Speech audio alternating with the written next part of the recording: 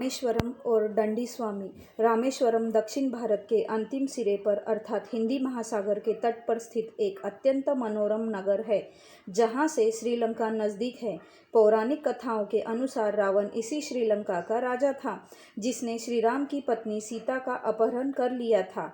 श्री राम भारत और श्रीलंका के बीच पुल का निर्माण करना चाहते थे, जिससे कि उनकी सेना रावण और उसकी सेना से युद्ध कर सके और वे अपनी अपहृत पत्नी सीता को रावण की कैद से मुक्त करा सके। कहा जाता है कि सेतु के निर्माण से पहले श्री राम ने समुद्र तट पर शिव मंदिर का निर्माण किया और उनकी पूजा अर्चना की। वह तथाकथित शिव मंदिर आज भी रामेश्वरम में स्थित है। योगी साधु और संत बहुधा वहां जाते हैं और मंदिर परिसर में ठहरा भी करते हैं।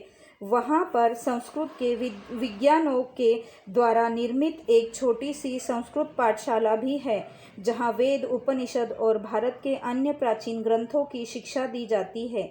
रेल यात्रा से जब मैं रामेश्वरम पहुंचा तो मालूम हुआ कि रामेश्वरम नगर रेलवे स्टेशन से सटा हुआ है। स्टेशन से बाहर निकलकर जब मैंने नगर में प्रवेश किया तो एक दंडी स्वामी जिनके हाथ में सदैव लकड़ी का एक मोटा सा डंडा रहता था, ने मुझे रोका और पूछा, आप कहाँ से आ रहे हैं? मैंने कहा, उत्तरी भारत से। उन्होंने पुनः पूछा, यहाँ रामेश्वरम में आप किसी को जानते हैं या नहीं? मैंने कहा, आप ही वे पहले व्यक्ति हैं जिनसे मैं बात कर रहा हूँ। आपके अलावा रामेश्वरम में मैं और किसी को नहीं जानता। आप कहाँ ठहरेंगे? स्वामी जी, आप कहाँ रहते हैं? मैं समुद्र तट पर स्थित एक घास फूस की झोपड़ी में रहता हूँ। मैंने अनुरोध किया, स्वामी जी, यदि संभव हो तो मैं आपके साथ ही रह सकता हूँ। मुझे केवल सोने के लिए छोटी सी जगह चाहिए। आपसे मुझे बहुत कुछ सीखने को मिलेगा। उन्होंने कहा, मेरे साथ रहने में आपको असुविधा होगी। मैं आपका मध्यम श्रेणी के आश्रम में रहने वाले एक स्वामी जी से परिचय करवा दूंगा। वहाँ पर हर प्रकार की सुविधाएं हैं और आप उनके साथ आराम से रह सकते हैं। मैंने कहा, स्वामी जी, मुझे आप अपने साथ ठहरने दें। यदि मुझे किसी भी प्रकार की असुविधा होगी तो जहां आप कहेंगे मैं वहीं चला जाऊंगा।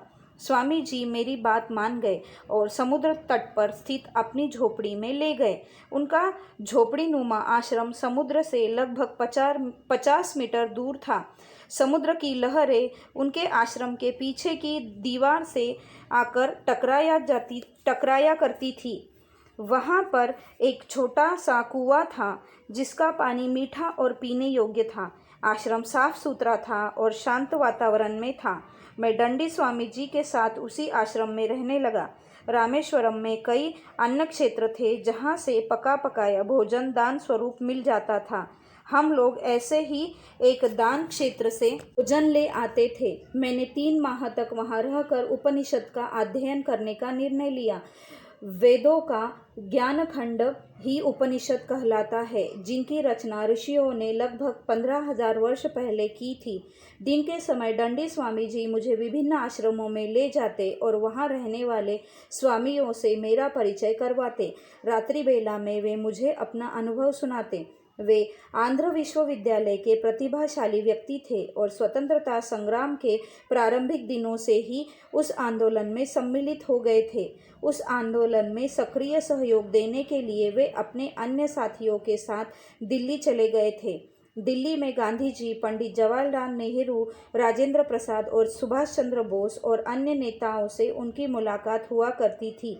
प्रारंभ से ही उनकी रुचि आध्यात्म में थी, इसीलिए राजनीति का परिवेश उन्हें संतुष्ट नहीं कर सका। अंततः उन्होंने राजनीति से किनारा कर लिया और गुरु की तलाश में यहाँ से वहाँ भ्रमण करते रहे। आध्यात्मिक अनुभूति की खोज में उन्होंने भारत के पूर्व में स्थित कुरु कामाख्य, असम से लेकर पश्चिम में द्वारका, गुजरात और उत्तर में हिमालय से लेकर दक्षिण में रामेश्वरम तक भारत के विभिन्न आश्रमों और तीर्थस्थलों की यात्रा की। उसी दौरान उनके गुरु से उनकी मुलाकात हुई।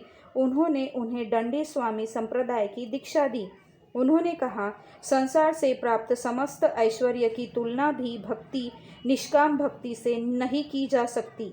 यदि कोई पूर्णता को प्राप्त करना चाहता है, अपने अस्तित्व को सचमुच में सार्थक करना चाहता है, तो उसे भक्ति को पाने की चेष्टा करनी चाहिए।